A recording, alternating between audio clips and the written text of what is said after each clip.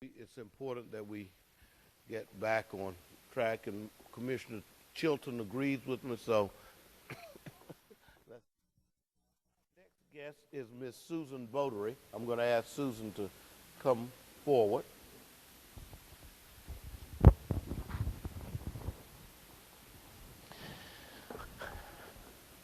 Most of you in this room know Susan. She is a partner in Education First, which is one of the country's most successful education policy firms. And I, think it goes without saying it's a bipartisan firm. It's comprised of people from President Clinton's group and a number of other education reform groups. They work on the local, statewide, and national level, dealing with education initiatives. Susan herself works with clients on issues of college and career readiness, college completion, teacher and leader effectiveness, and much of her work has been dedicated to STEM, which is science, technology, engineering, and math. Most recently, Susan supported Cleveland Metropolitan School District's Race to the Top district application, the Texas Teaching Commission, and the launch of STEMX, which is the multi-state STEM network. She has served on the National Governors Association STEM Advisory Council, and as well as an advisor to the Council of Chief State School Officers, the U.S. Department of Education, and the Governors, Commissioners, and Education Leaders group in nearly 25 states.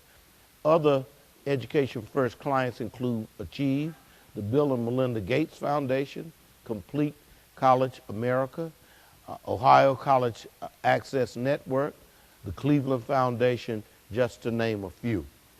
Susan is a graduate of Eastern Michigan University, resides in Kettering, and we are pleased to have her here with us. But Susan, if right before you begin, I have one announcement to make, and I'm going to she's going to have an opportunity to make a statement at the end when we go around the room. But as you will recall, at our last meeting, Commissioner Carson made reference to some materials that OAP SE was going to circulate regarding corporate America and public school districts.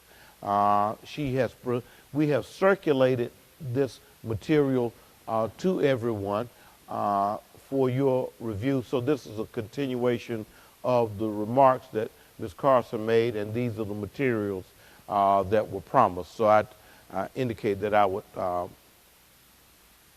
make reference to this, and I think Ms. Carson has a statement that she wishes to make when we have our plenary session and all of our commissioners have an opportunity to make statements. So now, having taken care of that bit of housekeeping, I'm going to turn it over to Susan, who has a slide presentation. At the conclusion of her presentation, we are going to have a Q&A session as we did with Superintendent Dakin.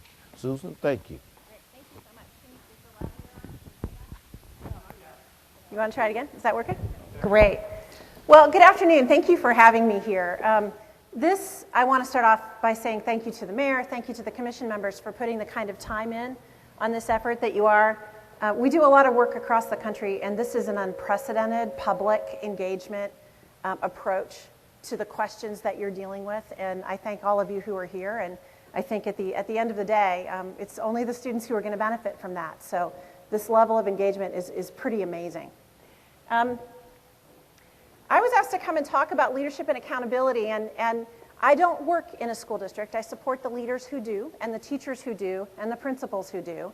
And so why would you want me to come and talk about this? And the reality is that we are working with folks in districts across the country, and some of our people at Education First are coming from important districts across the country. I just want to give you a snapshot of where we're coming from and who we're working with.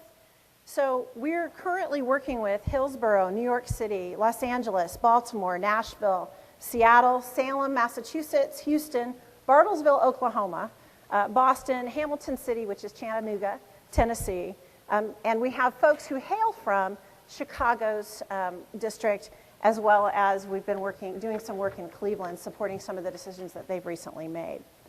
So just to give you a small snapshot of why would I be here with you today? The other reason that I'm here with you today is that I love Ohio and a relentless cheerleader for our state and a relentless cheerleader for our urban districts. We need every child to succeed, and I know everybody in this room is here because they believe that also. So we framed the issue pretty well. We really need our leaders to create vision, to make sure that the important things that students need done get done, that we support students in achieving. But we also need to have accountability for the people who are leading that work and doing that work, and that leads to every level, and we'll talk about that. So if this is the focus, why are we focused on accountability? For a long time, districts were left to their own devices. There were no pieces of interference. Districts kind of did their own thing. But going forward, what we know is that we shifted to a knowledge age where it was even more important that we increase the standards of what we expect our students to know and be able to do so that they can have opportunities beyond high school.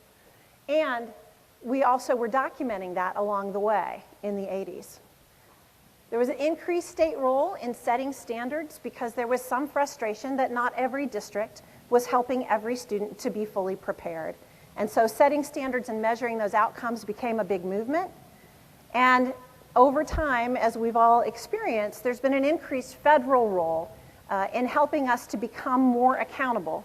And sometimes those instruments are sharp and specific, and sometimes they're blunt objects. And we can have all of those conversations. But regardless, folks were a little frustrated, and so they said, you know, perhaps we need to really put some more tools in place for measurement and also some opportunities on the table for districts and states to change the way they do business in order to get better results for students. In addition to that, there were levers for change that emerged, and you're all very familiar with this from the work that you've been doing on the commission, and many of you, the work that you do every day. Everything from choice and state takeovers to standards and assessments to teacher and principal evaluations, lots of different levels being pulled and carrots being placed out in the marketplace to make change happen. And we also know that here in Columbus, we have been looking at this data in a pretty unvarnished way. And I don't have to restate all that data for you, but it's pretty important to make sure that we are keeping that top of mind. As Steve said, in high-performing districts, it's a relentless focus on student achievement, and so the data matters. However, at the end of the day, there is no mistake. The students are the most accountable of all. Their grades, their expectations, their journey through our school systems are intended to prepare them for life after they leave us. And if we do that job really, really well as adults, they will succeed. And if we can't figure out how to serve every student to the best of our ability and to help them succeed, they're the ones at greatest risk and who have the highest level of accountability because their lives depend on it. So the question becomes, what are we as adults prepared to do in order to make that happen? And I think that Steve really talked a lot about what he and Reynoldsburg do and are prepared to do over time. And what I'm here to do today is to present to you some of the data and the research around what is it that we are prepared to do, what are the options that we have in front of us in terms of all of us working together to make sure that we succeed for students. You've also heard a number of things throughout your meeting time today and previously about the belief in student success and how important it is that there be a no excuses mentality at a district level. That students that have to be the center of all that happens, and that teachers are the most valuable asset in making that happen. The data is absolutely unrefutable. Steve said we have to do what we can do within our schools, and we know that teachers are absolutely critical to that. But we also know that building leaders working with teams of teachers can dramatically improve instruction. So if we focus on those things, then what are some of the other pieces that we have to consider? Well, each system, according to some folks, are designed to get what we get. So this is not about a blame game. This is about how do we make sure that we have good, strong solutions in place so that this can happen in every school, in every classroom, district-wide. So that means that we need to look at the system, as Mr. Fingerhut said earlier. We have, this might be the old slide deck that got put in, Matt. I have the new one with me. But really there are 55,000 students who need us to think about leadership and accountability in a fundamentally different way. And what I'm going to propose to you is much of the kind of things that we've talked about with Steve earlier today. That yes, leadership matters and governance does matter, and we will get to that. But that it matters, leadership and accountability, at every single level of the system. So we talked about students carrying the greatest level of accountability and the burden there. That we really do have some benchmarks that they must meet, or there will be consequences for them.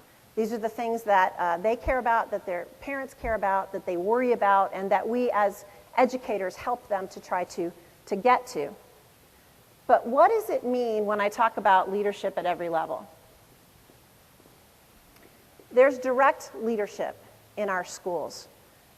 It happens with parents, it happens with teachers, it happens with principals, central office staff, superintendents, boards, and the state and the feds actually have a direct responsibility for leadership in this way. So we're not just talking about board leadership. And so as we get to a conversation on governance, I want to make that really clear. We each, at every level, have a responsibility for leadership and should be held accountable for achieving results at that level.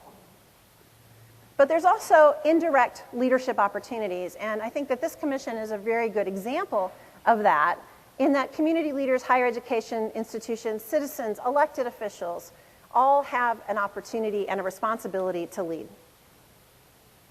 What matters, though, is that this all be aligned at every level. So we can't have different sets of uncoordinated goals for each leader in this system. There needs to be a common set of outcomes that we're looking to achieve, and each person in this realm needs to understand what their role is in that, what they're expected to help accomplish, and also how are they going to be held accountable for accomplishing that. So given that, what do we know about what supports student success? And when we look at the research, one overriding factor is very clear, and you heard Steve talk about this when he was asked the question, what would make him go somewhere else? What would make him be attracted to another district opportunity? And his answer was that the community was all in, right? Well, while there is a lack of clarity on some of the questions that we're going to talk about today when it comes to leadership and when it comes to governance, this is the one thing that is crystal clear, that civic and elected leadership, board, superintendent, have to embrace a common comprehensive strategy and outcomes.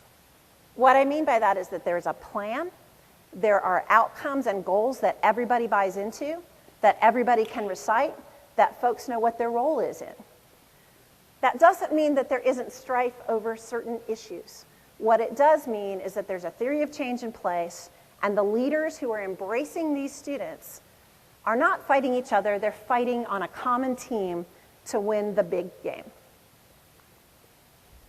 The second thing that's clear is that there needs to be alignment within a district, so that the leaders within the district and their accountability systems need to be aligned and there be clearly stated and mutually embraced goals, so that I as a teacher, I as a principal, I as a central office person, I as a superintendent know those goals, understand my place in them, know how I'm going to be held accountable for them, and that they are aligned to be able to achieve the greater goal that is out in the public space. And then finally, we know that the right leaders make a difference. Leadership matters, and it matters a lot. So having the right people on the bus is critical. So if you have leadership at every level, aligned, focused, accountable for making decisions and taking actions, all of that needs to be aligned with a relentless focus on improving student achievement. In some of the districts who have made some of the best gains over the past years, there's actually a study that tracks how much time does the board, in their board meetings, for example, spend their time focused on questions of student achievement versus questions of other things, right? So we know that teachers matter, but we also know in the research that they will go and they will stay in buildings where there are strong principals. And they will do what they can often, even though they're absolutely committed to students, to be and get to a building where there's a strong principal. We know from the conversations, and it's been very clear today, that strong principals are tremendously important. But a high-quality superintendent is critical for systemically advancing core business of schools. And that core business is student achievement. And there needs to be a board that provides vision, sets goals, and monitors performance in an unrelentless way. They're looking at the data. They're trying to understand what matters, what doesn't matter. They're collaborating with their superintendent around what are the strategies that are supporting that data, and understanding where they are on their projected trajectory of progress towards their outcomes. And really have the hard conversations about if they're not on track, if they're not really hitting their trajectory marks, what needs to change?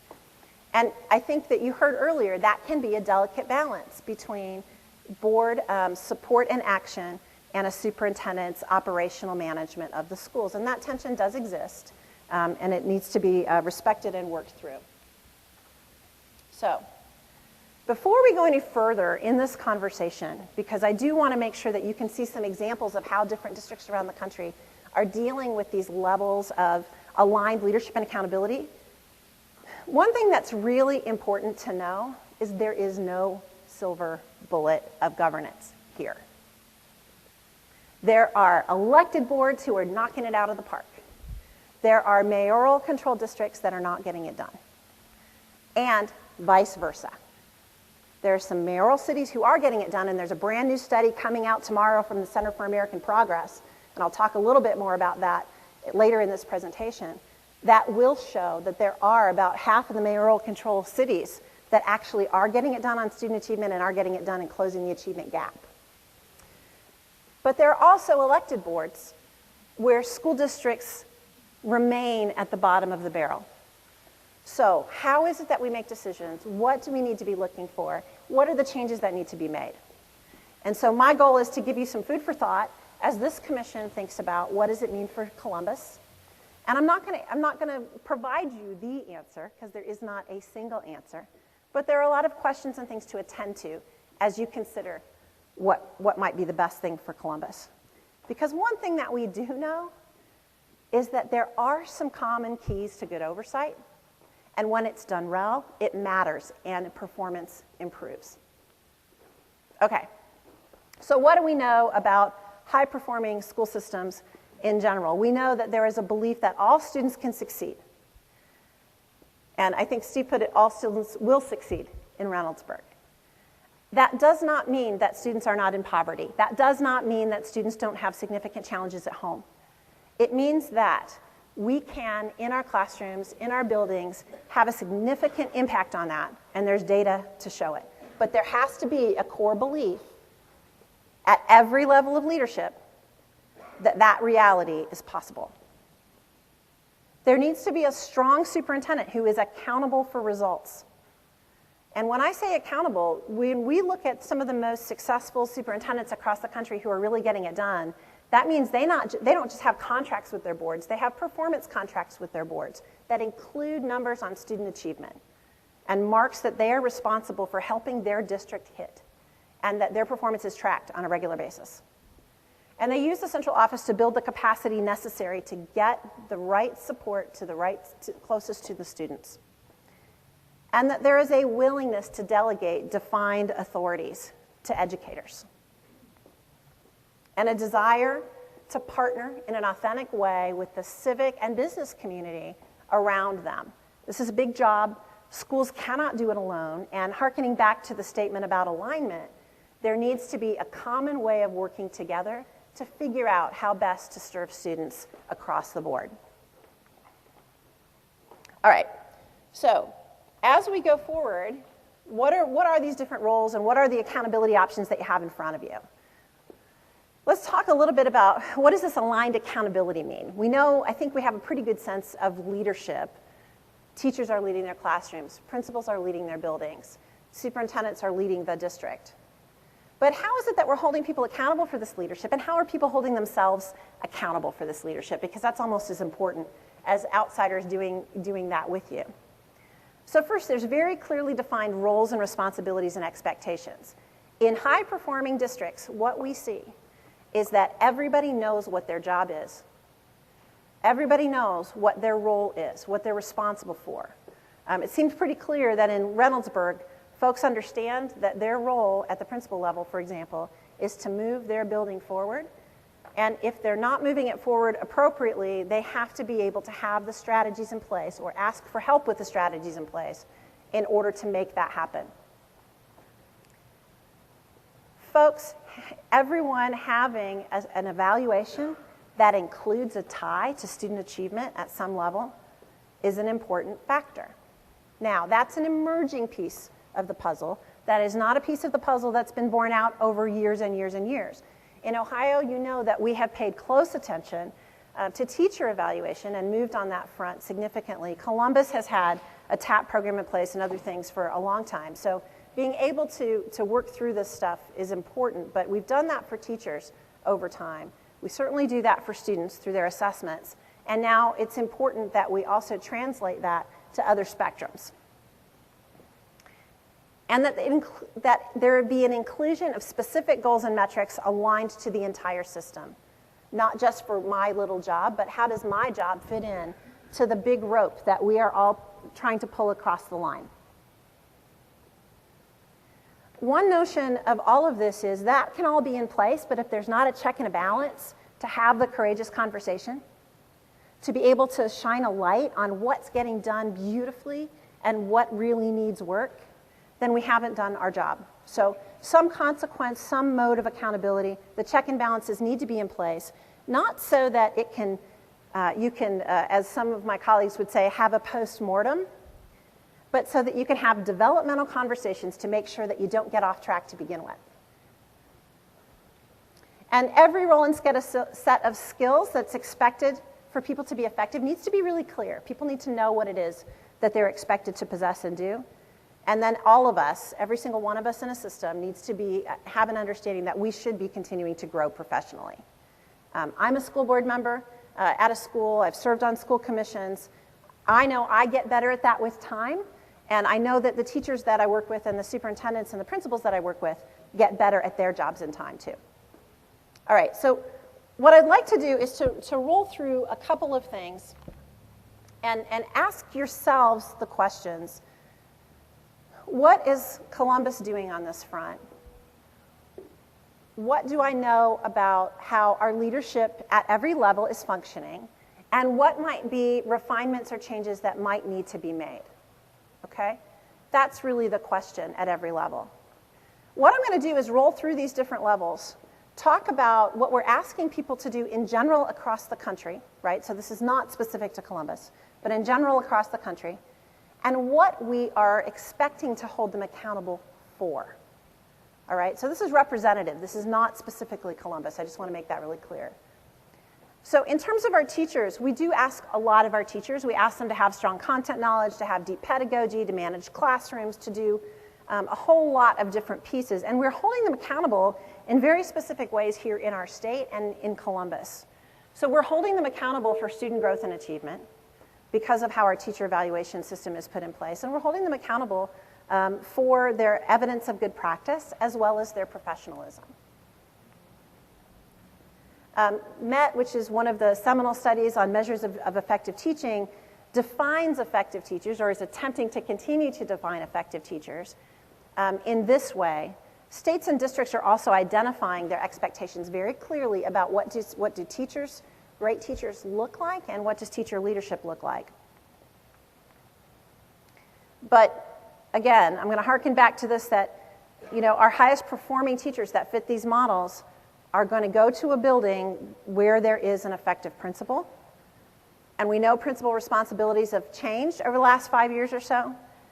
And we understand that districts need to make sure that principals not only are changing in their roles, but are changing in their skill sets and changing in what's expected of them in order to improve, if they are going to be partners with teachers in significant ways that help to move teacher practice forward. So when we talk about our principals, we're holding our teachers accountable through teacher evaluation largely, right? And as we talk about our principals, we have things that we're expecting of them as well. Instructional leadership, number one job. Student interaction, teacher evaluation, database decision making, managing instructional programs, collective, sharing leadership and responsibility with teachers in their buildings. And we're holding them accountable for the same things that we're holding teachers accountable for in terms of student growth and achievement in their building and school performance overall. But also, increasingly, districts across the country are also holding principals accountable for teacher effectiveness. So if I'm an effective principal, that means I should be able to help my teachers continue to get better, to give good, strong, effective evaluation, give them coaching, and make it go forward such that we're supporting our teachers and moving that needle of practice. Now, that doesn't mean that some teachers aren't going to not be able to meet that bar, but it does mean that the main goal is to try to make sure that we've got good leadership teams going on. Characteristics of effective principals. These two sets of characteristics come from the list that New York City has put together, and it's a much more detailed list under these first 5 bullets: the personal leadership, ability to use data, curriculum and instruction, staff and community, use of and alignment of resources and operations. New York has a system where they have building-based autonomy or defined authorities for their principals, and they've spent a great deal of time trying to understand what are the skills and knowledge and characteristics that effective principals in this system need to be able to have. And then there are other characteristics that have been culled from the research, and specifically one of the resources from Stand for Children, which talks about the flexibility and the resiliency and the ability to make all of this stuff come to life in a building and to do their work. So there are different ways of looking at this topic, and some of it comes from what's your district philosophy? Have you embraced building-based autonomy and accountability? If so, what does that mean for you, and what does that mean for your principals?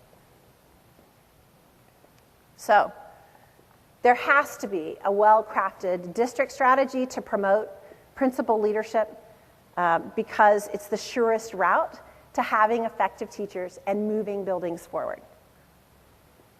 We know that districts don't happen in a vacuum. I've mentioned that Ohio has teacher and principal evaluation in the mix right now, and Ohio also was one of the states that won a Race to the Top award, which allowed for additional types of support, monetary support in general, to go to our districts in order to implement some of this work.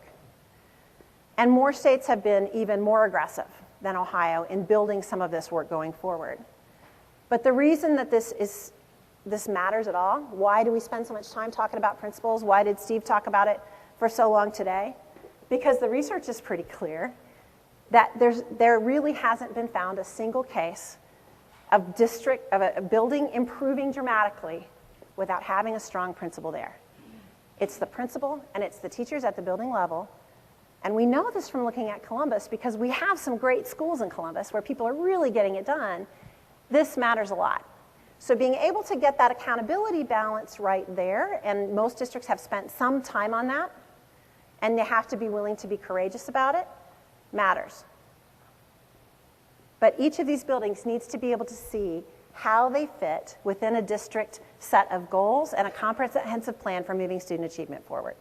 So what are some folks doing around the country to be able to make this happen? And let me get to my handwritten notes here.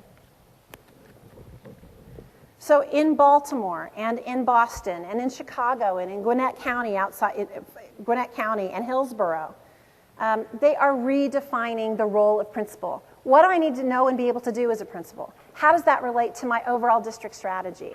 Do I have building-based autonomy? And that might mean I need a different set of skills than people thought I might have needed 5 years ago. They are actually defining the dimensions of leadership for their districts or adopting some from others, and I've listed a couple of them there. Fundamentally, these districts have said we are committing to putting a great principal in every single building. It matters that much. And so given that, we're going to hold them accountable differently as well. They have devoted themselves to making sure that they're moving the right talent to the right schools, making the match, as Steve has suggested. And they've put in place new training programs to assure that they are putting principals through the ringer before they actually are principals on their own. That is one of the biggest shifts that we've seen over the past 5 to 7 years, is the focus on principal training. And now with more building-based autonomy moving ahead and that being more of a trend, we're seeing that demonstrably, and those are some of the districts that are leading the way. They're also putting in place, though, outcome-based evaluations. Some of that has been in place in certain places because of the principal contracts that were in use, but it is much more of a specific a focus now in the last 2 or 3 years. Charlotte-Mecklenburg and Gwinnett County have put in place a couple of important things as well. One being a tough screening and internal selection process. If you are able to run the gauntlet in Charlotte-Mecklenburg, I want you in my school. If you're able to get through that process, it is absolutely phenomenal what they are asking for and what they are getting in terms of principal talent going forward. They've also put in place a strategic staffing initiative, which is working with their principals and their teachers to define what does that human capital system look like, how is it put in place, how is it rewarded. And Charlotte-Mecklenburg, by the way, won the Broad Prize for being one of the best school districts in the country. And it's in no small measure to the work that the teachers, the principals, and the superintendent and the board have all done together. In Chicago, in Denver, in Nashville, in New York, and there are others in these categories as well, they've put together, for example, a consumer's guide to principal training. If you want to be a great principal, this is the kind of education you need to be ready. And by the way, these are the schools that we think you should go to. And if you don't go to one of those schools or can't demonstrate you got training in that way, we don't really want to hire you. So it's a pretty powerful internal, external tool for the people who want to lead their district. Others have put in place either internally focused and internally run, or public-private partnership organizations who are helping to prepare their principals according to what they're looking for, according to the evaluations they're going to use, according to the outcomes they want to get for their teachers. And so Chicago, New York, Nashville, pretty important examples of that happening. And it's a very no-nonsense, very data-driven type of a process.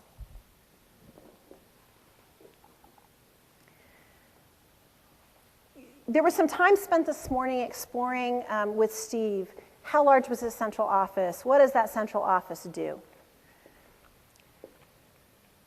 What we're seeing in central office change right now in leadership and accountability is that it has to be completely aligned with the outcomes you're looking to get and the philosophy of change that you're embracing as a district and your comprehensive plan. So for what that means in many places is that we still have to have great, strong partnerships with schools. We still have to have data, support, and analysis, particularly for those functions of compliance. We still have to have appropriate expectations and support for the autonomy that is granted to the schools.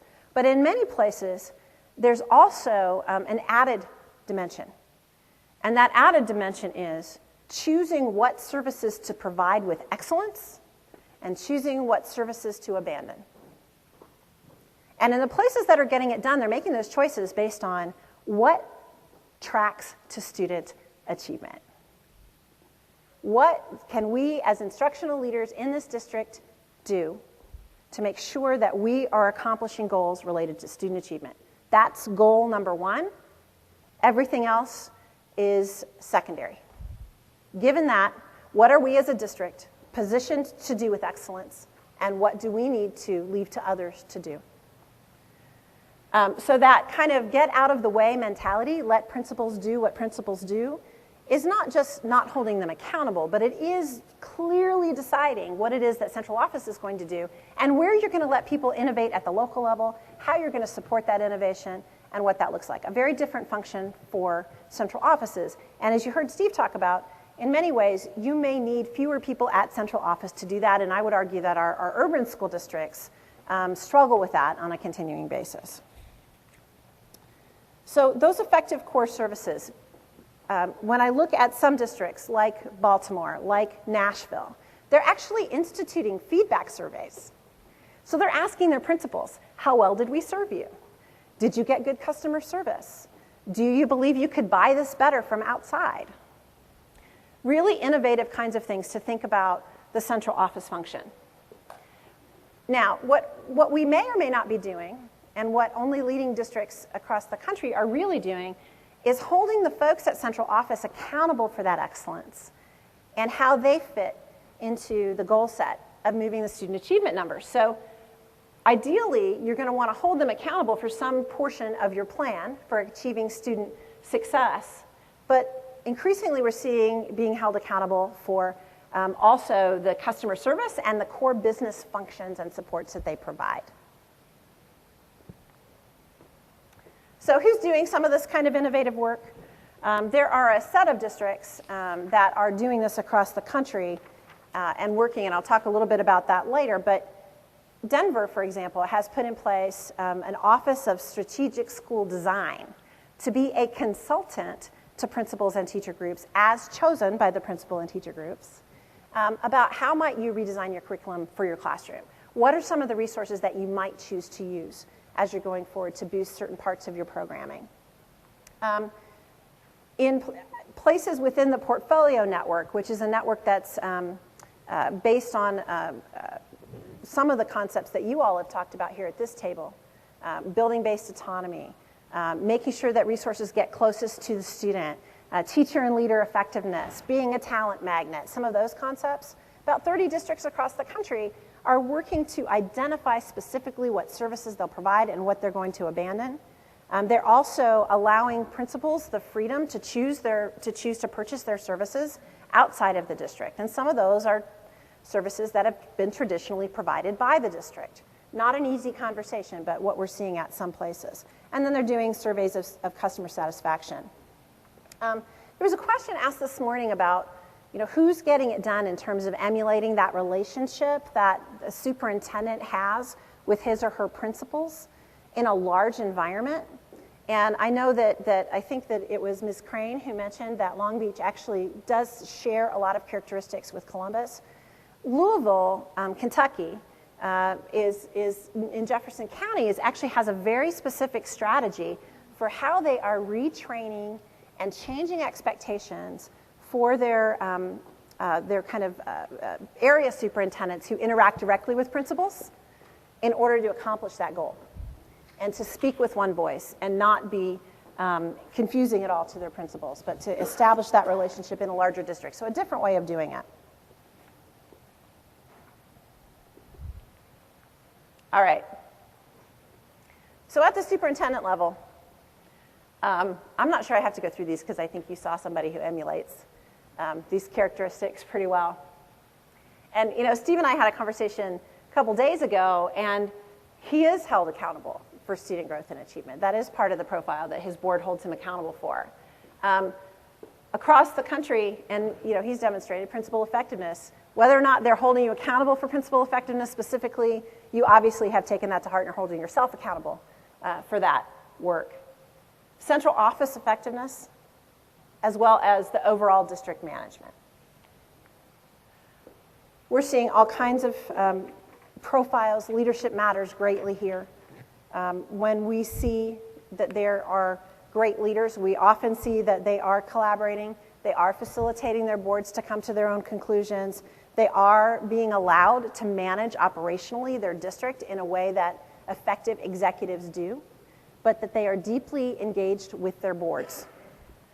And there is a level of transparency between what's happening with the superintendent and his or her employees with the board. Now, this justification of what it is that we're doing, we're seeing that be much more persuasive. And when we see great superintendents, and when I say great superintendents, I'm talking about people like Peter Gorman, who was at Charlotte-Mecklenburg. We're talking about folks who have led Boston. We're talking about folks who are getting it done and have this kind of specific commitment, but are absolutely no nonsense about getting it done. And they're making it happen in places across the country, but they're doing so in some pretty interesting ways. So if you look at Boston, Charlotte, Houston, Knox County, Nashville, Reynoldsburg, you're seeing the accountability is including student achievement. It's including a strategic planning and execution plan that is very visible. that is not just a plan that's sitting on a shelf, but a plan that that superintendent is held accountable for and that everybody shares. And they also are using their resources effectively, and they're held accountable for that specific metric.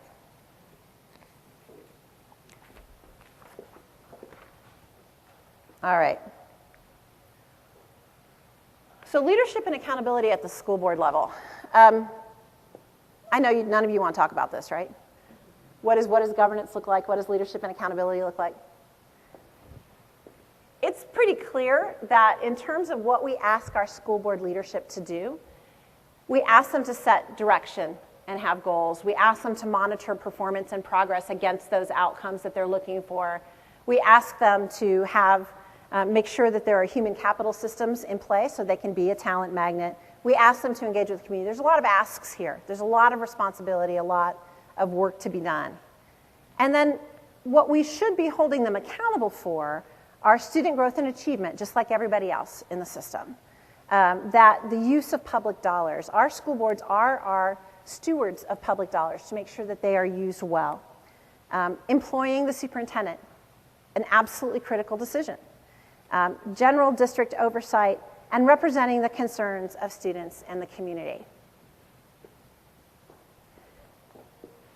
So given that, and given that we know what some of the characteristics of effective leaders are at the other levels of the work, what are the effective characteristics of board members? And the research is pretty clear on this, that it really is about a dogged approach to keeping children first. The ability to use data, understanding that poverty is a challenge but not an excuse, a no excuses environment. They work together, and they work hard, and they are trained, and they have strong leadership skills, and they really focus on student achievement policy, that dogged focus on student achievement, the core business of our schools. The other pieces that are important, and I heard some mentions of this earlier in terms of some concern about collaboration or communication with the public. What's the public voice? How do you make sure that's heard? School board members are accountable for really making sure that that happens. They're elected by the community. They have a responsibility to listen, as do superintendents and others, to what's happening. And they need to have strong collaboration skills because there's a heck of a lot of stakeholders in this enterprise. Now this, probably you need to look at your pages for because you're not going to be able to read this very well. But there's, in research also, some pretty clear characteristics of effective boards and some danger signs when these things are not in place. So I want to go through these for a moment. That the vision of high expectations and clearly defined goals on what it is you want to accomplish, absolutely critical. The shared beliefs and values about students and their ability to learn and that the system is designed to make that happen goes hand in hand with that. And that it's accountability driven so that you're measuring all along the way not just what happens at any one level, but how you're progressing against the goal and looking at that pretty doggedly. If you have all of that wrapped up in a comprehensive plan that is visible to the public and visible to every person who works in that system, and that parents can look at and say, I know where we're headed, that really pulls the string tight in a way that people can buy into and see where you're going, measure your progress, and think about accountability in a different way. There needs to be a collaborative relationship. Steve referred to it. I referred to it earlier in this process. That there needs to be collaboration and alignment so that you can really have internal and external stakeholders working on the same work, thinking about how it is they're going to reach that singular goal. Embracing and monitoring data. What gets done, what gets measured gets done. And aligning and sustaining resources. Really working hard to say, if these are our policy priorities, if student achievement is the priority, does this dollar help us to accomplish that goal? And if not, let's be very specific about thinking about what needs to change in order to make it happen. They need to be united as a team, and not just as an internal team, but be aligned with their external stakeholders as well in terms of where they're going, how things are moving, what's happening. And then be able to grow going forward to build on their own knowledge and continue to grow as a board. So the alignment, making sure that you have a comprehensive, specific plan for change in the district, measuring that constantly, and being open to the collaboration so that you can bring others in to help you do what perhaps your district may not be best positioned to do on their own. But beyond that, beyond these effective characteristics, we also know that there are keys to board excellence. What do excellent boards do? This is becoming kind of, beating the horse, right? They spend time on student achievement. There's been a recent study that showed that when there has been a change made, districts often increase the amount of time on task for student achievement. So it doesn't matter if a change was made from an elected board to mayoral board, if there was just a redefinition of how the roles were working within an established structure. When there was a focus, the amount of time on task for a board on student achievement went up by 20%. So they're spending more than 50% of their time talking about nothing but student achievement. They're adopting preconditions for reform, and they have a strong plan. All right, so here's the kind of surprising news. Few boards or board members are held accountable through evaluation or any other specific performance means. Very few boards across the country set goals for themselves personally as to how they're going to perform, how well they as a board are going to perform, and then illustrate that in concert with their own behaviors. In some districts, there is an external check on finances via a municipality or a county. So in Tennessee, for example, while they have elected school boards and they have those boards appoint their superintendent, it is either the mayor or the county that controls their budget. So the school board will pass a budget and submit it to the mayor, but the mayor or the county administrator is the one that says yes or no. So there's a forced collaboration there and a forced check and balance. In some places, that also extends to the ability to ask for levies. So there is an external check and balance. In Ohio, we don't have that. We have a check and balance on the superintendent because we have an independently appointed treasurer and an independently appointed superintendent within a district. But we don't have a check and balance at that level in Ohio. Now, some would say, well, the public holds us accountable for our work, and that's true. However, there's some troubling data on that the research uncovers, which says that while you may have an election every 4 years, it is rare that the electorate will hold individual board members accountable for how great they are or how little they've done. And over a 4-year period, you can do a lot of good or a lot of damage. And when we know that we have, and this is across the country, this is part of the report that will be released tomorrow, when we know across the country that in a municipality, you'll have about 50% of the population, up to 50% of the population that are electing your mayor. About 10% of your population elects your school board members. So it gives you just something to think about going forward. Our states think they're doing us a favor by setting minimum expectations for our school board's performance, and that's usually tied to student achievement. It's usually tied to your ranking within the state accountability system.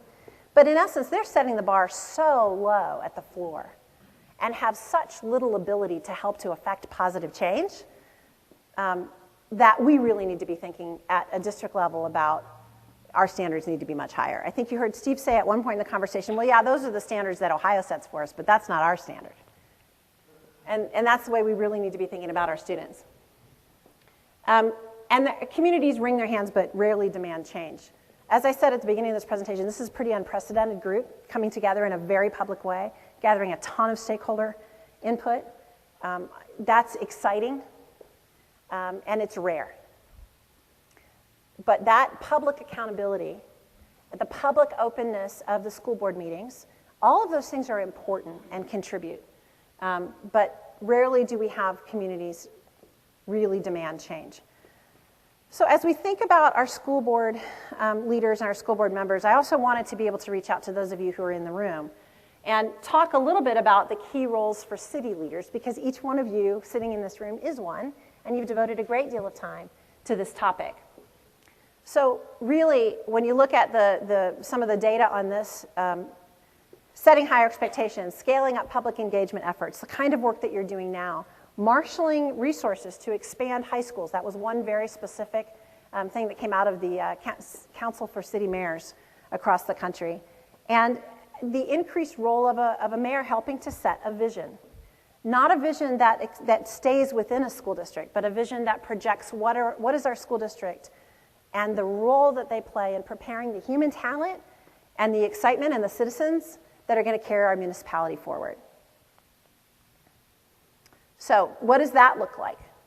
Well, in some communities, folks have put in place some very specific public-private partnerships to help the district by doing some of the implementation work or advocacy work or other work that the district might not be well positioned to do on its own. So New Schools for New Orleans, for example, was an incubator of schools in New Orleans because that is what was needed in New Orleans at the time. Statewide Charter Incubator is located in Nashville in Tennessee for a similar purpose, to be able to incubate schools of choice. The Cleveland Alliance is put in place in Cleveland to be able to think about how do we hold all of our schools accountable throughout the Cleveland system, not just Metropolitan Cleveland District. The Chicago Leadership Collaborative was put in place to help to train principals because of the building-based autonomy they were looking at in that city. And that they felt that that needed to come from a group that was a public-private partnership externally. Educate Now is an advocacy group that was put in place to really think about the data, to make the data public, to hold the district accountable in ways that would be powerful for them. Tennessee SCORE does a similar thing, and the Mind Trust really pushes in Indianapolis for innovation, puts the data in front of people, and incubates a lot of really interesting educational entrepreneurial ideas. So, as we think about all of these pieces of the puzzle, what does that mean for the different structures, the different governance, the different purposes? The biggest message here from the data is that there are different models for different reasons and different contexts. The data is clear that often changes are made in governance because there is a need to dramatically change the way a district is functioning.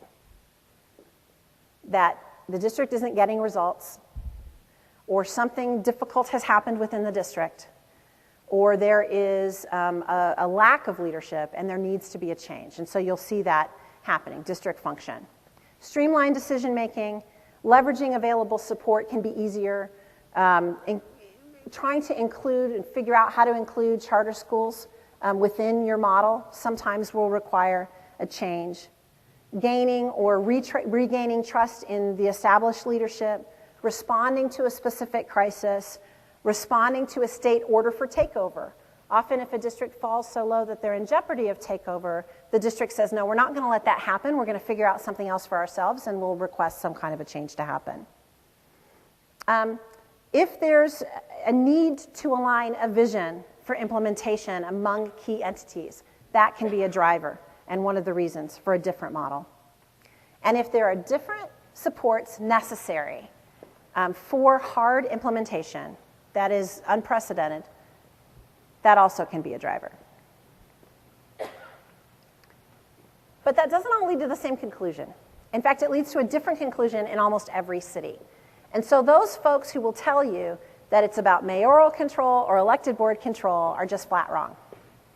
There's a lot of gray and a lot of options in the middle of those two things. And I want to play some of those out for you and give you some examples of what that looks like. Whoops. So, the state and local policy context in one place may lend itself to mayoral control and may not in another. It matters what your context is, and the report that's going to come out tomorrow from the Center for American Progress is also going to hit that point hard. It's an adapt, not adopt kind of a situation. So as we're having this part of the conversation, I would ask the commission members to take a look at this chart. We'll go into it in a little more depth in a moment.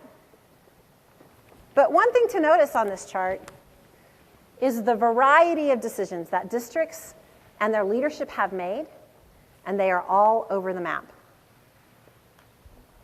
So your district history, your community values, the support that you have from your community and business leaders, the expectations for communities for serving students, all factor into this. And so if the job isn't getting done, what do? You have all of these options. It's a complex challenge. It's not a simple choice. All right? And I would ask you to ask yourselves the question, are you getting it done with what you currently have in all of these categories in Columbus? And what do you need that's different? What might change the game for you? And when you look at these categories, you'll see that there really are only two that include mayoral control is only one piece of the puzzle, right?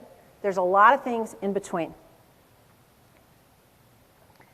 I referenced before that you all have been looking at a variety of different potential recommendations or exploring potential issues for this district. You've been looking at the fact that you want good options and choices for all families. You want great schools for all your families.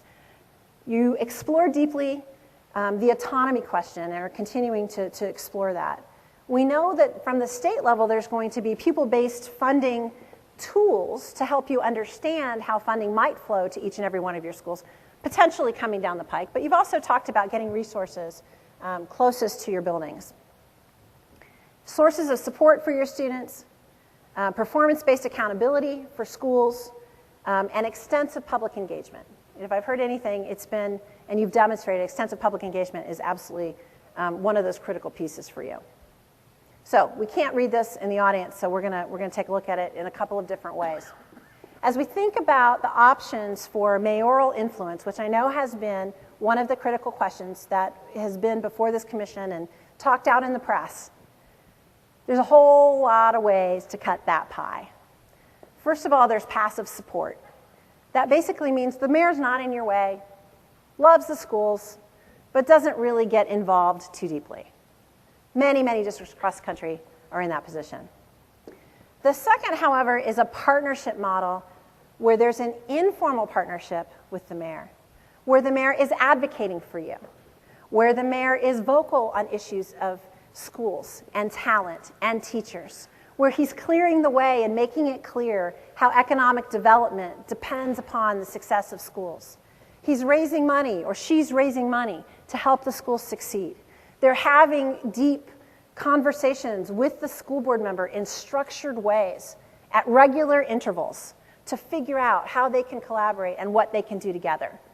They're creating buildings together where there's shared opportunity and shared resource. And the rec center for the city might be located in a new school that was built for the district.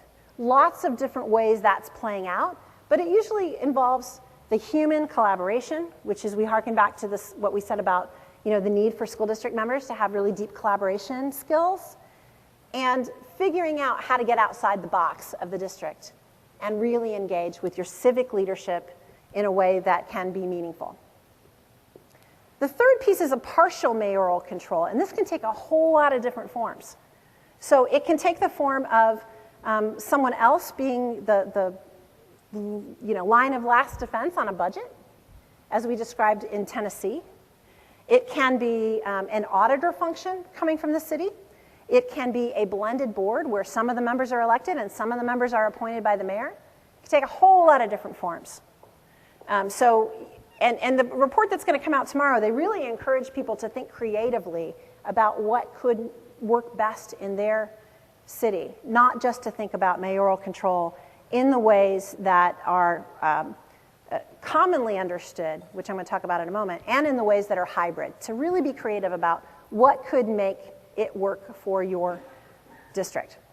And then there's total mayoral control, and that can take a couple different forms. Usually it takes the form of a mayor appointing all of the board members, having authority and accountability for the budgets, and moving things forward just as an elected school board would.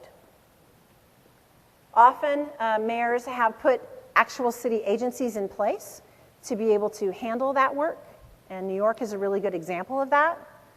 But the leadership, the accountability, the responsibility is firmly in the hands of the mayor and his or her appointed board members. And in some cases, the board also directly appoints the superintendent.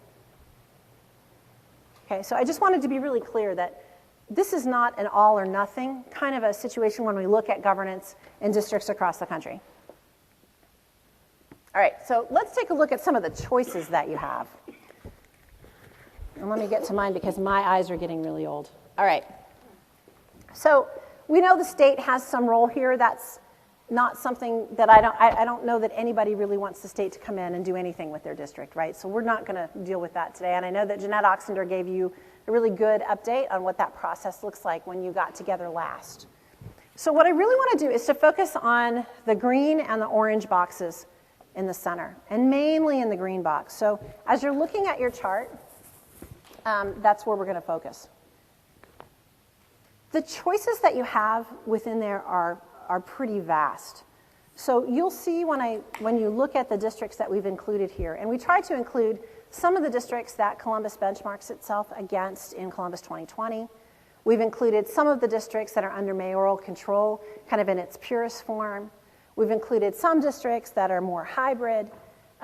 There are about 20 districts right now that are under mayoral control across the country.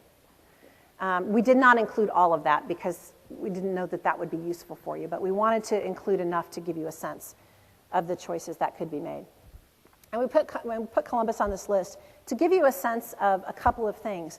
One, the enrollment within these districts, so you can take a look at how does size compare for you, as well as the free and reduced lunch numbers, so that you could understand kind of where the poverty spectrum lies, because that does tend to be a pretty significant challenge for our students and for our districts to be able to make sure that we can give them what they need in order to succeed. As we think about this district board leadership, we've got many that are under elected boards that are getting it done, some that are perpetually failing their students. We have mayoral appointments that are a choice away from that, but there has been mixed signals from a research base that works. What we're going to see tomorrow is some more definitive research, and I'm not sure that it's going to be on this slide, so I may have to talk it through with you. But I'll show you what that looks like in terms of the mixed research, because the report that comes out tomorrow, which is a report that I think is going to be pretty seminal, looks at 10 years worth of data on student achievement and fiscal management within districts. The report is coming from the Center for American Progress, which is a think tank in Washington, and they tend to be a little left of center and very embracing of unions and others.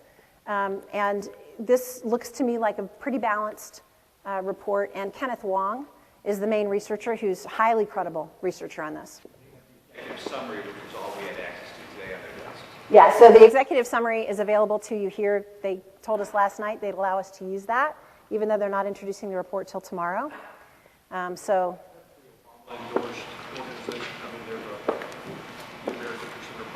The American Center for Progress tends to be a little bit more on the left of the spectrum.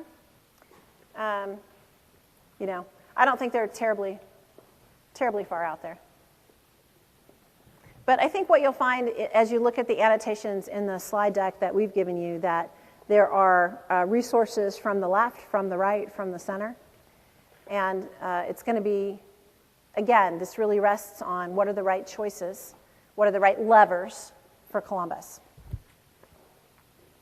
As we think about the mix of appointing authorities that are listed in here, in Philadelphia, for example, the example that we've chosen here, that mix of appointing authorities isn't even at the local level, it's between the state and the mayor. So lots of different ways to cut this. The partnership and informal relationship is bearing fruit significantly across the country. That's a choice to be made. But I think it's really important that there are very few boards that are holding themselves accountable for student achievement in any kind of an evaluation factor. Houston is doing that. The externally controlled budget has become one of those checks and balances that can be very important. That right now is not functioning in Ohio, but is something for you to think about. But the levy control of a board or a mayor, where that falls, different in every context. And the reason that the report tomorrow and others across the country say whatever your governance structure has to meet your needs is because you have some existing policy context at your state and your local governments that you need to respect and deal with and or decide whether or not it's worth changing. There are also differences in whether a board is dealing with policy governance only or whether they're responsible for the administrative work of the district and being held responsible for that in a different way, in a day-to-day kind of capacity. And whether or not there's an administrative responsibility on the part of a mayor. So lots of different hybrids. All right, I wanted to walk you through a few representative districts to give you a sense of what they look like in total. And we're just going to do a few. But what's really interesting in the few that, in most of the ones that I'm going to highlight here, every single one of them had a strong superintendent who either is still there or went on to do more great work somewhere else. And the strength of that leadership was critically important to their success. So when we talk about Boston, we really do have a district board that appoints the superintendent, a board that is mayorally appointed and has been since 1991. The superintendent takes care of the administrative responsibilities, and those and is both approved by the district and the mayor. And the superintendent provides traditional district functions, right? So they really haven't kind of stripped their district out to focus in on very specific, excellent services, as you see happening in some of these portfolio districts. But they have done some central office outsourcing of some of their pieces, right? And they also are working from a centralized budget. Some of these districts are working from a decentralized budget, which means you hand the budget to a principal and say, this is yours to manage. So you have your resources as well as have the accountability and responsibility. One thing to note about Boston is that when the change was made to go to mayoral control, there was in the first few years of Boston a significant increase in student achievement. We've put the NAEP numbers up here so that you could see district to district. And then they're not exciting, right? They're not exciting NAEP numbers. Their numbers in Massachusetts are a little bit better, but Massachusetts happens to be one of the states that tracks pretty well to NAEP.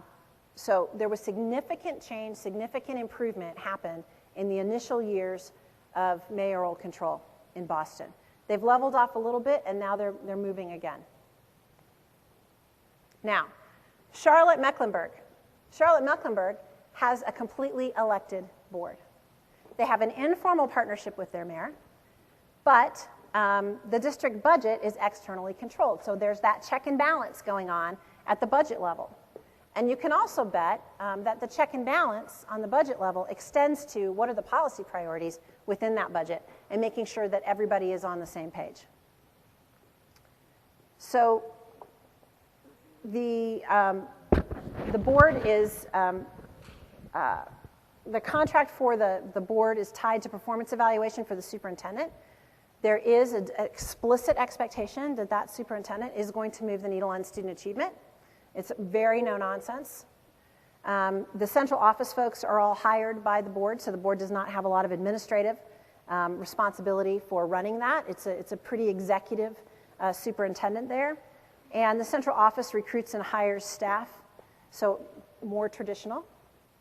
And their budget is centralized. Now, you heard me talk about Charlotte-Mecklenburg doing a lot of innovative things, and they are.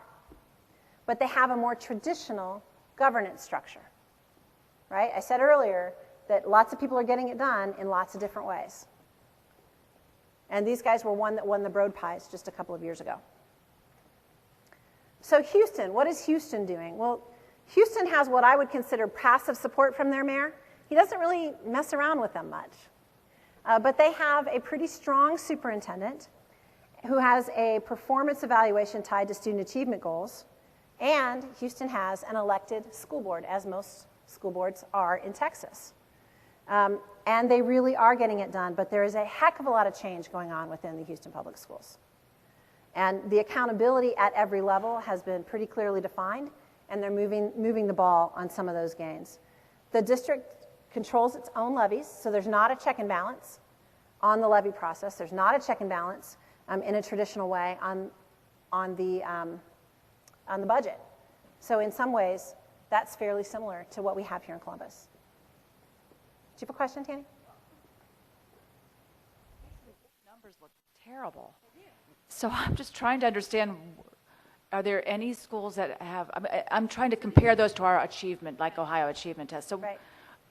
Maybe it would have been helpful to see where they were versus where they are. And the report that comes out tomorrow is going to show you that.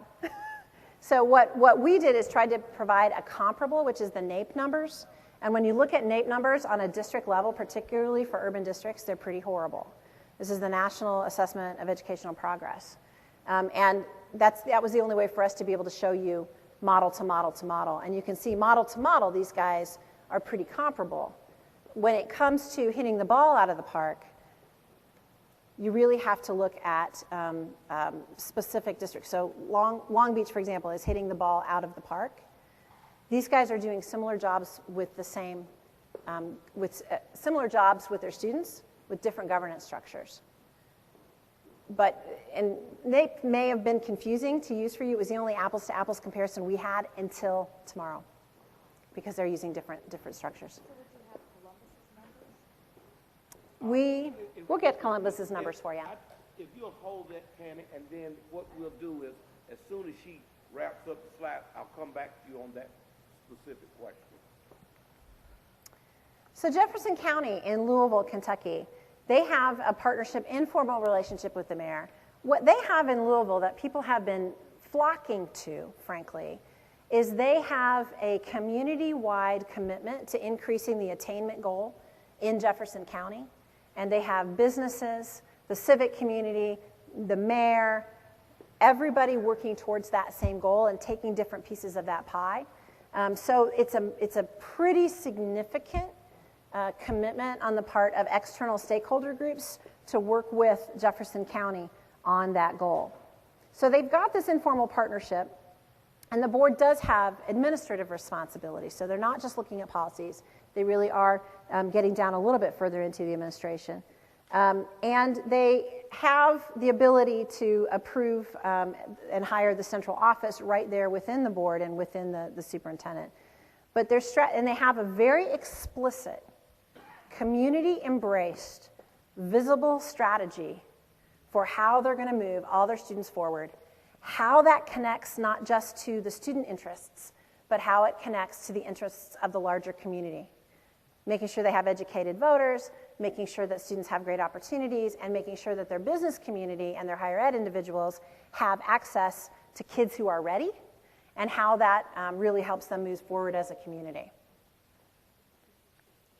So I think in the end of this, it's really about what is Columbus prepared to do? What are the choices that you want to make? We could go ad nauseum into every single district and what they're doing, but at the end of the day, I think it's the important research drivers that will help you decide whether change is necessary or not. And I would posit that if a district is not achieving over a long period of time, this subject demands a significant level of deep thought and consideration. Thank you. Thank you. Now, we can, I will return to Tanny's question, Ms. Crane's question, and then Mr. Asher. Well, my question was really, I looked at those numbers, and it's difficult to gauge how those schools are doing because we don't have a beginning, and I understand Susan's, because in the summary of the report, it suggests that there have been improvements in student achievement and financial management in the areas where there was mayoral control. So I couldn't tell it was hard for me to understand based on what we looked at here. So these slides have the wrong version up in front of you. So let me share with you some of the things that are in this embargoed report that I think are pretty important. As it relates to mayoral governance, and we're talking about mayoral governance in its purest form and pretty close to that. So where the mayor either appoints the preponderance of board members or is in full control. of the board. And what they've found and what they're going to announce tomorrow is this, that there is a strategic allocation of resources that really put more resources into students, teachers, and classrooms than under a traditional model. And what happened in this study is that Center for American Progress looked at 10 years worth of fiscal data and 10 years worth of student achievement data. So they're seeing more money flowing down to teaching and learning conditions. They also are seeing a generally improved district-wide student performance relative to the average district improvement statewide. That is a new analysis. We have not seen that analysis anywhere else, and they specifically focused in on Massachusetts, Illinois, and New York. So relative to the achievement of other districts in the state, mayoral control is achieving more. Are they hitting it out of the park? I would posit not yet. And I have the full report, so I'll share some numbers here with you in a minute. They've also been making substantial improvement in narrowing the achievement gap or against other academic measures. So specifically, the report is citing Philadelphia, New York, New Haven, Chicago, and Baltimore as closing their achievement gap in stronger and faster ways than other districts in their states. And other districts across the country who are making progress on some academic achievement, and this is uneven across grades and at different levels, but they've been able to see where this is happening, is Hartford, Harrisburg, Boston, and Providence. So at the end of the day, they're saying about half of the districts are making some substantial improvement. That means half the districts aren't, right? So again, hearkening back, there's no silver bullet. There's no one right answer here. But we are seeing about half the districts are making some substantial progress. They also appear to be some significant positive effects in New York City in particular for African American students and Latino students, which is huge. That's just a huge metric for us to be able to move. And in Boston and Chicago, there is a note in the report about there is significant impact on mayoral control in the years immediately following that change. Now, that's consistent with another report that was put out by the School Boards Association in terms of a change or a redefinition of responsibilities in Sacramento, in Charlotte-Mecklenburg, and in one other district whose name's escaping me at the moment. But so there is some good data in there to share in terms of student achievement. Now, as we think about that, though, we're not talking about hitting 100% of students getting to their benchmark. But we are talking about moving numbers from 30% passing an MCAS to 60% passing an MCAS in Massachusetts. That's substantial. It's not where we want it to be. And it's over a period of time. Mr. Asher and then Ms. Augustine. I thought your comments about the typical school board election were right on target. In fact, I think you were probably a little generous, meaning they really are low information, low participation elections, typically. And yet we want school board members who, in fact, have certain values, attitudes, skill sets, and things like that. So elections can be, a very crude mechanism with no guaranteed outcomes, obviously. Mm-hmm. Are there any examples of communities that have elected school board members where there really is a significant prior screening with respect to the qualifications that are needed to run for school board? We have qualifications. If you're going to run for judge in Ohio, you've got to be a lawyer for 6 years. If you're going to run for county engineer or county coroner, you've got to be an engineer or a doctor or whatever. Do we have any examples like that anywhere where there really are, any requirements that school board candidates would have had to sit through the Columbus Education Commission and obviously there's actually there's a serious question here because again, as you say, elections are very imprecise and is there anything like that? I haven't run across anything that is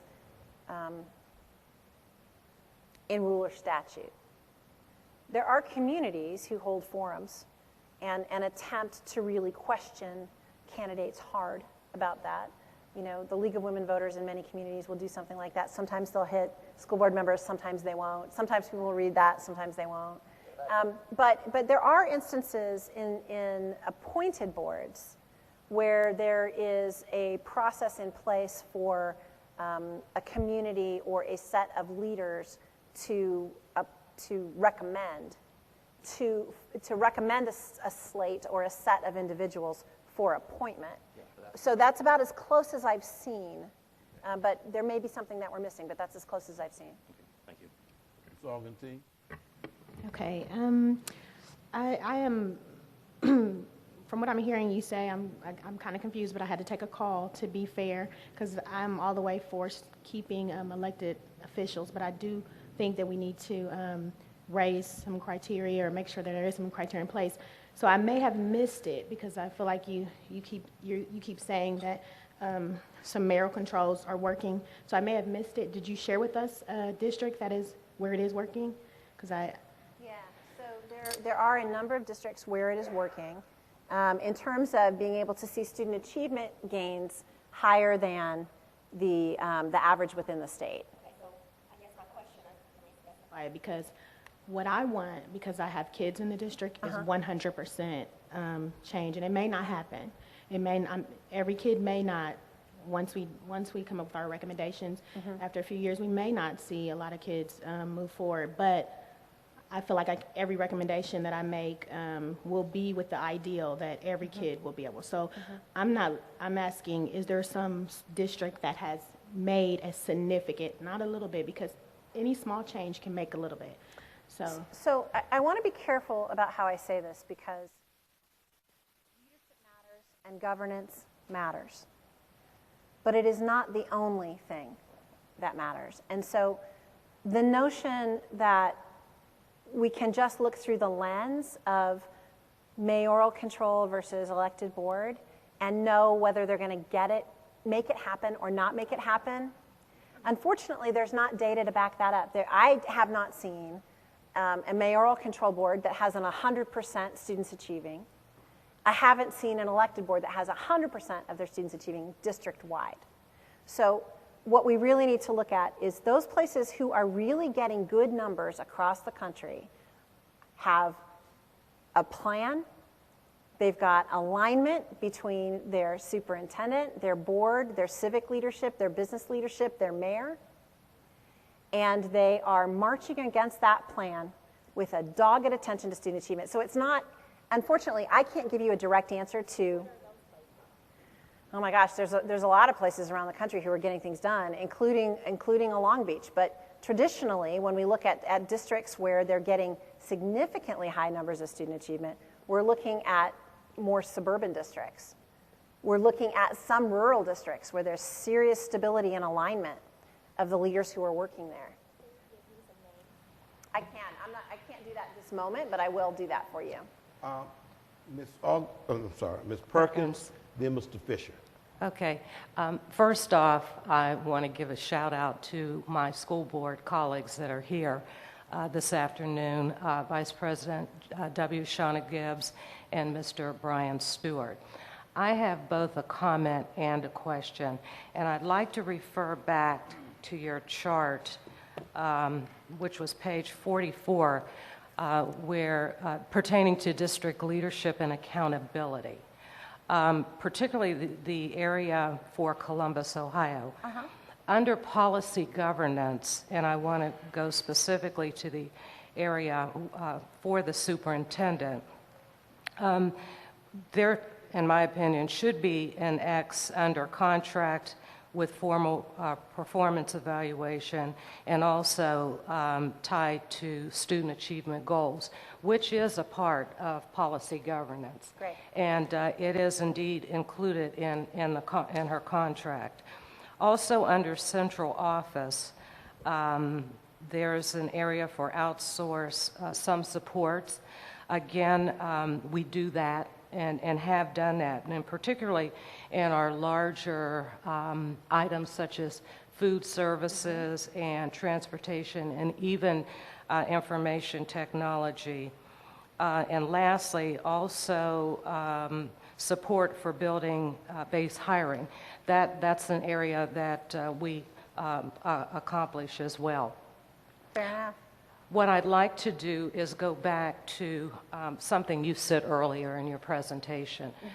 This body has heard from two different presenters now in regards to not utilizing poverty as an excuse for students not learning. There are numerous environmental issues that districts have to deal with. I mean, we have students who are homeless. Right. We have students who deal with abuse.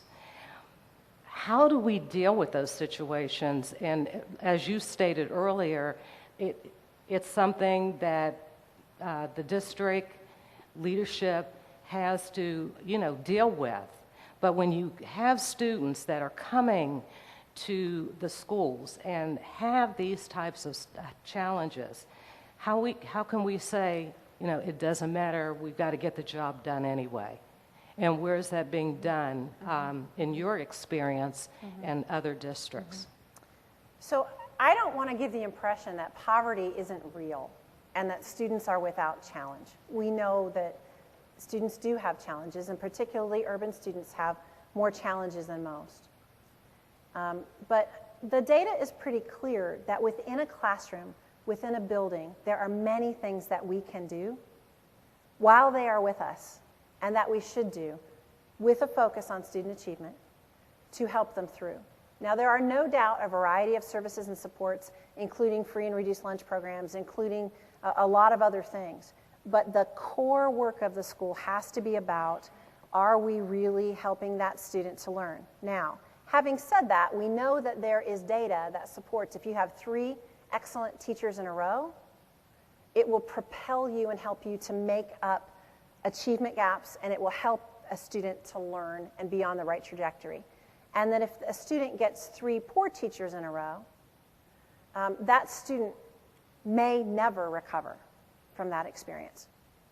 So the work of our schools is to really focus on the student achievement, to focus on making sure we're supporting good teachers and great teachers, to make sure that we are doing the leadership approach right in our district and holding ourselves accountable for that.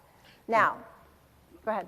Well, I was going to, I have some information, Carol, on your last question. I was going to ask Hannah Powell, who is here, who is the executive director of the KIPP school, and her, the population that we have is almost 100% free and reduced lunch.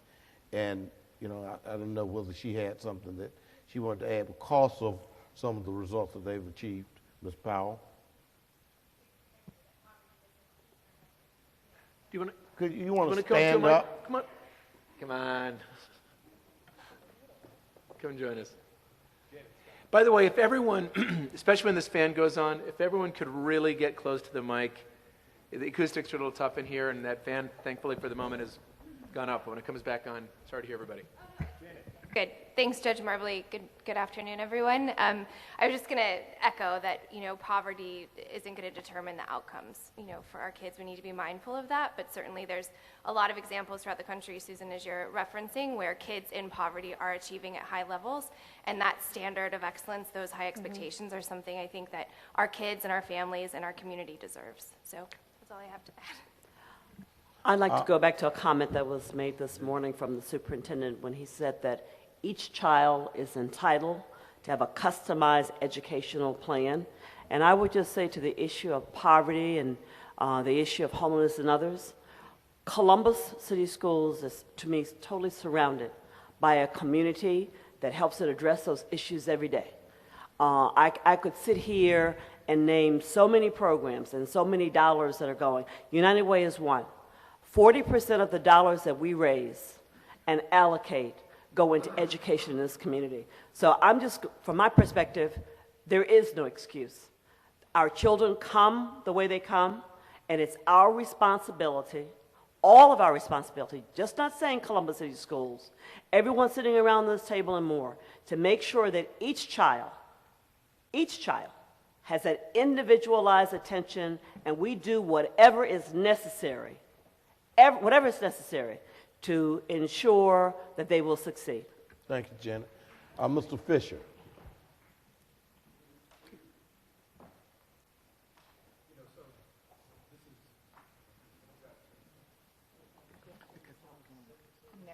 I am.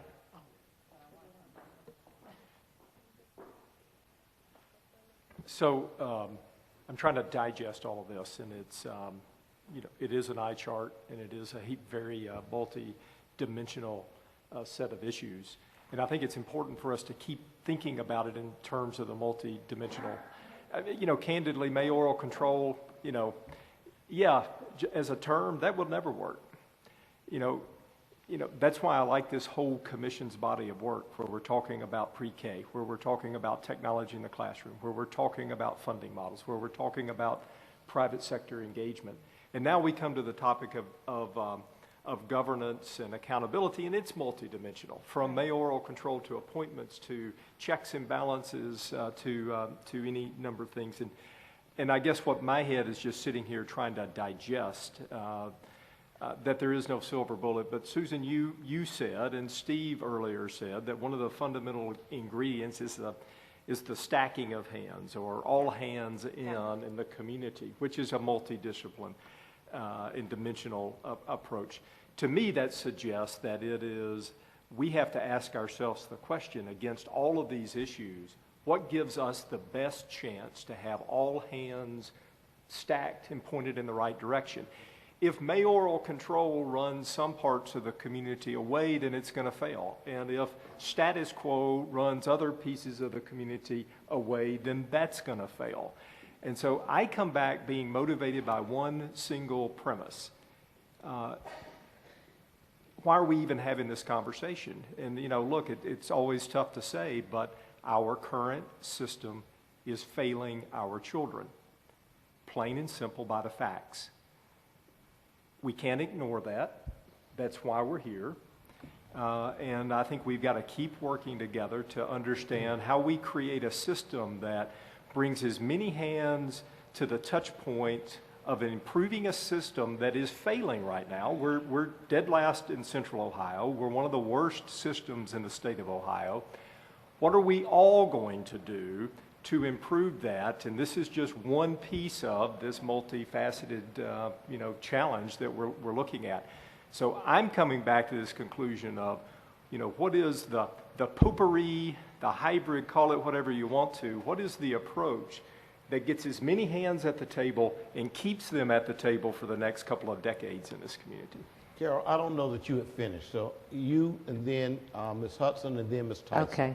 I appreciate that. And I want to respond to the comments that Janet made in her response. I don't want anyone around this table to think that we are in any way trying to make any excuses. We're not. What I'm suggesting is that this group continue to focus on the big picture in terms of the number of challenges that we have to do, including poverty. One of the best things that we can get from this group, and that is the opportunity for partnership. So that I, again, don't want anyone to think that, we're just, or I am, since I represent the district, trying to make excuses, because I'm not. Okay. Ms. Hudson and then Ms. Tyson. Thank you, Judge. I've been just mulling how to ask this question, and thank you for your presentation. And I understand your focus is on schools and school governance, school management. I'm curious about stepping back and going up a little more at 30,000 feet. In some of the cities, Louisville, for example, the Louisville model, Indianapolis, others I've read about. What I understand and I know of is the undercurrent is that those communities are also very driven by the whole community succeeding. And you succeed when people are working and they have opportunities and there's good economic development, and that's a good alignment process. And the alignment is well above how the schools are operated and managed. How have those, and so where would you, where would you direct us as a community and as a commission to look to those examples, and how did they handle that conversation? Because I think for whether it's this discussion or others, I think that's the core issue for us first, and then second is management with the ultimate goal of addressing, to Alex's point and others around the table, to reverse the trend of failure.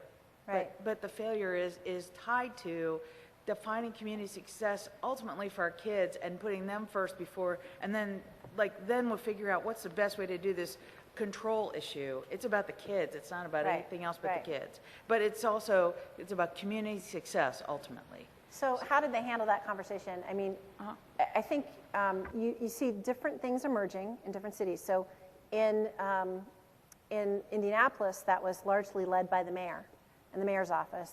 The demand for more, the demand for a vision, helping to set a vision, and then working with the community to set that vision.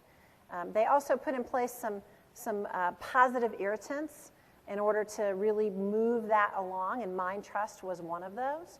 And so that positive irritant, that external pressure on the system that you need more, we can do more, we must do more, we must do better, is a consistent theme that you're seeing in these cities. And that either was a mayor, a third-party advocacy organization, or some other group that stepped up. Now, how have they gotten to where they are now? Usually at smaller tables than this one, where they have conversations among a couple of key leaders and say, we must set a common vision for the vitality of our community and of our metropolitan area. And frankly, it means figuring out where the nexus point is between economic development, workforce development, the needs and the opportunities of students, and the vitality of families in the community. And so that's what needs to happen. And setting that common vision then drove everything else. And figuring out the goals of what that entire region wanted to have, or that entire metropolitan area wanted to end up with, mattered a lot. From there, you can do anything. Now, I would posit that this group here is having that conversation now. And my hope is that the recommendations that you will come up with, that have been informed by a whole lot of stakeholders and a lot of additional people who've come to the table to have conversations like this one on different topics, will give you what you need to say, these are the things we want for our community. These are some of the strategies that we believe will help us to reach those very specific goals. And then have your governance choices and your leadership and accountability choices follow that vision so that you can actually implement something that is significantly beyond what you have today. And I don't say that with any disrespect to very good people who've been working in this system for a long time, because Columbus has been doing some very good work, and we have some great examples of good schools in this district to show us that. But it's really that bigger picture, the hard conversations, and then figuring out how to get it done together. So I'll just assume the gavel until the judge is back, and I know Ms. Tyson had a question. Thank you. I don't have a question. I think the answer's been really responded to, because I know the question that Carol asked about the children that we have in our district and, how do we meet their needs for them to have success. And I think it just really goes back to, yes, do we have the resources to be able to work with our children in this district? Certainly we do if we all come together and help our children to move forward. And that after listening to the superintendent, it really does come down to that you want to make sure that the children that you are responsible for are successful. And hopefully the principals would be able to bring in those different organizations, understanding the needs of their children, to bring those organizations into their schools to be able to meet the needs of their children so the children could have success. Thank you. Thank you. Ms. Johnson? Thank you, and thank you, Susan. And the conversation with Steve Dakin was just remarkable. As a classroom teacher and representative of classroom teachers, we're like dancing, yes, somebody gets us, the principal is so important. But, all of the adults are so important. And so when we consider a governance model, what is the kind of model that we need to get to where we want to be? And is it the structure or is it the people? And does the structure, the type of structure you have, get you the type of people that you need for the board? That is the real question. Because while the board is very important, we know the superintendents run the schools.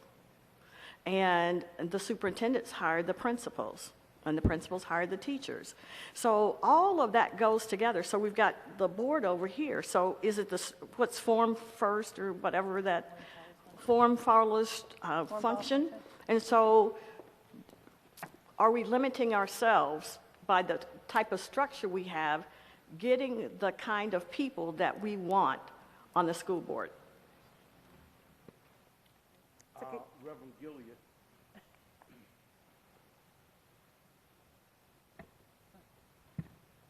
Thank you very much.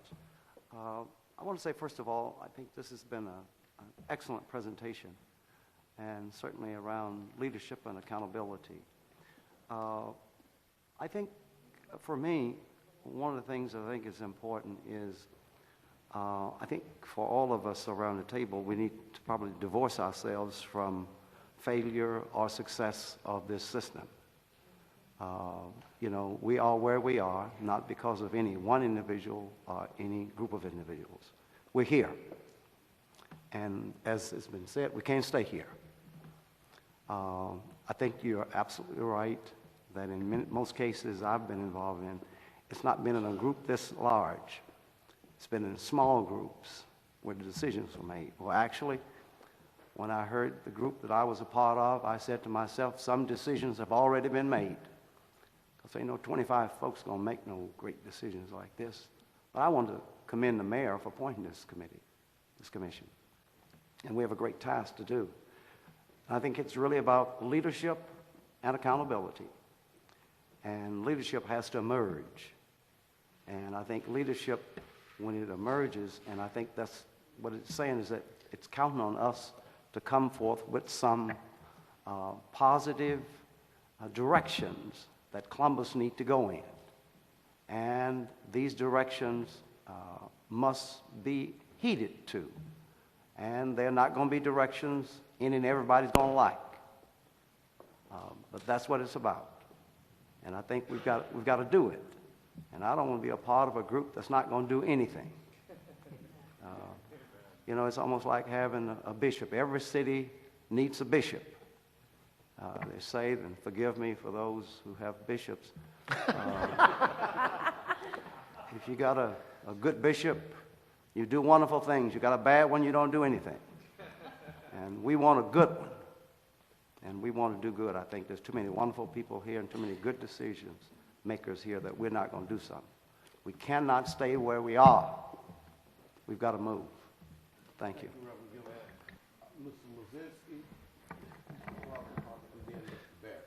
I'm actually going to relate something back to Mr. Fingerhut's presentation this morning, where we looked at 3 or 4 historical reports over time of the community coming together for a short period of time to try and make change. When I look at your presentation and you talk about accountability for teachers and principals and central office and boards, there's not a slide that talks about accountability for the community, the civic leaders, the business leaders, and the community. And this notion of all in has to extend way beyond this education commission.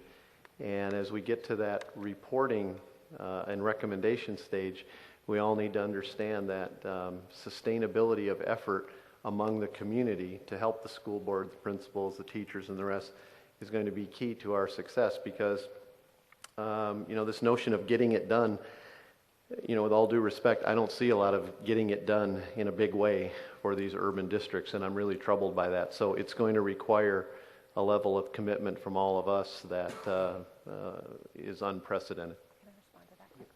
So leaning into that one, there are some models to look at in terms of community accountability, but it's in a little different fashion than we normally think about it. It's really in the collective action, collective impact models that we see it. And so we see communities across the country putting together these commissions and Strive models, and I don't know if this commission has heard from Strive or not, but it basically is a set of community metrics against how do you want your students to perform at every level, how many degrees do you want to attain, how many patents do you want to get, and everybody taking a piece of that pie as their own responsibility, and the community being collectively responsible as external and internal stakeholders for getting that done. And there's much more to that model and KnowledgeWorks and Strive, the Strive network are working on that in cities right now. But that's that level of accountability you're talking about, and absolutely critically important. Well, Pat covered a little bit. I was struck also by the fact that, and I looked back 2 or 3 times to say, who in this structure is accountable for the all-in? And there's nothing in any of those accountability slides that holds anybody accountable for that community engagement. And so as I think about structure, what do we need? How do we need to structure ourselves to support that all in? And just to echo Alex's statements, I mean, that's what it is for me. It's not, because there's clearly no evidence that one structure is the perfect structure. What do we need in Columbus to ensure we're all in? Mr. Barrett, Ms. Boyd, Ms. Augustine, and Ms. Crane. All right, Ms. Boyd. Well, let me introduce myself. I'm Barb Boyd, and I'm a nationwider. I'm representing Chad Jester today. He sends his regrets. He's actually with his family on spring break in Scottsdale, Arizona. Anyway, I'm a Columbus City School grad, and proud to say that. I went to Mifflin High School. Go Punchers. I've been a volunteer in the district for many years, and we currently work with the district through Learning Circle Education Services. I think Chad's encouragement for you today is to really consider all the options. Mary Lou, I think he would totally echo your sentiments, and Alex, yours. Consider the options for us. What's the best thing for Columbus? What's our DNA? What's the best for our children? And I really think it's about, we've had incremental change, as you noted, Susan. Thank you for your presentation. We've had incremental change. Now may be the time for transformational change, and we all have to get together to make that happen and make the best option for us. So please stay open to the options. I think that would be Chad's message to you today. Thank you. Ms. Augustine, and then Ms. Crane. I have a comment. Some of us attended Mr. Spinning's lecture yesterday with Dr. Peters, and everything that, Dr. Perry, everything that has been talked about today was a part of his discussion. Now, I didn't agree with everything that he said because he took away summer vacation, and I got mad because I think I like summer vacation more than my kids. But a lot of things that he talked about was, the premise was, how can we make decisions or policies without looking at the behavioral, a person's behavior, how kids react. And I was one of those poverty students. I graduated from Columbus City Schools. I grew up on welfare. I was raised on food stamps, even though I lied to all my friends who also got food stamps and said I didn't, and they did the same thing. And I did not, education didn't stop for me when I got to school because I was poor. I didn't even know that I was poor. And I think that the most important thing, I don't want us to overthink everything, because it could just be just as simple as making sure that we provide professional development to those educators so that they can understand those children. Because he talked about things that was going on in the home. I was abused, I was verbally abused, sexually abused, physically abused. All of those things happened in my home before I got to school. But when I got to school, that was my safe haven. So I forgot about all that stuff. And so I don't want us to overthink that all those things always follows the kid, and that kid can't be educated, because they can. The important part is the person that's in front of them, and are they educated on how to deal with that child? What motivates them? And so sometimes I think when I sit at the table, maybe some people may not have experienced the things that I've experienced, or maybe they're not around those kids, but I don't want us to overthink it, and it has to be some major policy. It could just be that we need to get rid of the bad teachers. I'm sorry, pray for me. Or make sure that they get the professional development that they need to understand those kids, and not just say, oh my gosh, they're poor. Because what happens is, even in my home, nobody said that education was important. In my home, you just better get good grades or you're going to get broke down when you get home. And so I made sure that I did what I had to do so that I didn't get home and get in trouble. And so that was my motivation. Sometimes it might just be a discipline issue. So I just don't want us to overthink everything and think that we have to change every policy to make sure that those kids get educated and stay focused. Did that make sense? Ms. Crane and then Ms. Jackson. I've almost lost my train of thought. Sorry, but I guess following on what Pat had said and others, and Alex, Columbus has never followed others. We have a moment in time here. We've established Columbus 2020. Our mayor has demonstrated incredible leadership by putting this commission together. I do believe, Rhonda was saying form follows function. Leadership begins at the very top. This governance issue is the most critical decision that will be made, whether it's this commission making a recommendation, but governance is absolutely critical. I was listening to Susan's report where mayoral control, whether it's just support to control. Intuitively, I believe when it makes a difference is when a mayor is all in, when he or she takes the claim of, I am the education mayor. I heard our mayor say that this is the #1 issue in our community. We need to take advantage of, when we talk about all in, and everyone around this table and this community as well has to be all in, we need to make it simple. It is all about our student achievement. I've been to too many board meetings, and Barb and I were talking about, I've been to over 50 board meetings where I barely hear student achievement. 80% of the discussion is operational issues and other things. We have to be solely committed to student achievement, and that starts with our mayor and our city council, and however it's structured a hybrid, but everyone needs to play a role, and it doesn't have to be what other cities have done. We can create it. I'd like to add to what Tanny just voiced. Truly, it's a little confusing when you look at potentially all of the options, but there's one piece that I think is critically important, and that's this idea of having an independent auditor involved in this process.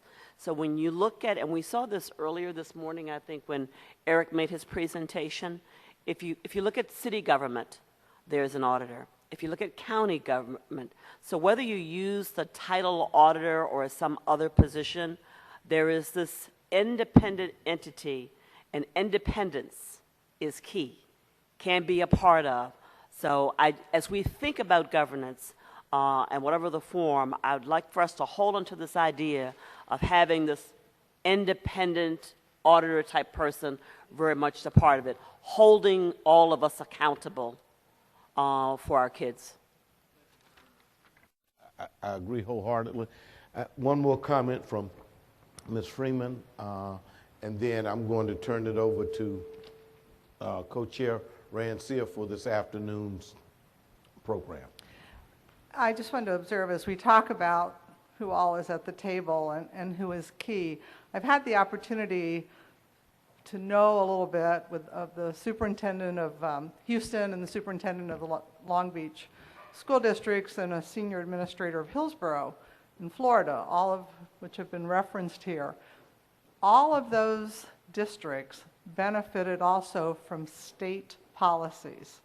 And we cannot forget that the success of what we can do here may also be linked to the state of Ohio and what we are able to do and how we are supported or not supported. And so I would hope that we keep that group in mind as well, because there's no question that California, Texas, Florida have certainly been engaged with some of those school districts. I would like to add one brief remark, if I might, and that is one of the key things that Susan touched on was the whole notion of alignment, and I don't think that we can lose sight of alignment, because whatever governance structure we have will be meaningless if the mayor, council, business community, and school board aren't aligned. Irrespective of the governance model, there are certain key elements that are endemic to any successful school system. And alignment is at the centerpiece of all of those. Fortunately, we have those people around the table. And so I'm speaking to you as well as my fellow commissioners. We have to make the right recommendations so that we will improve the educational outcomes for our children. And in doing so, we can't be fettered by distractions. And anything that doesn't help us improve the educational outcome for our children is a distraction. And so we don't have that much time. We do, however, have time to make those crucial decisions that are tough but important. And we do have time to weigh heavily upon all of the decision makers in this room, particularly the civic community, the business community, and the education community, to be in alignment, because if they aren't aligned, we can't get it done. Now, I've said my piece, and I want to thank you for a wonderful presentation and good insights. Thank you so much. I think that we'll take we aren't going to take any a break. Kathy is going to, take breaks as you need them. Kathy is going to take over from here, and thank you very much.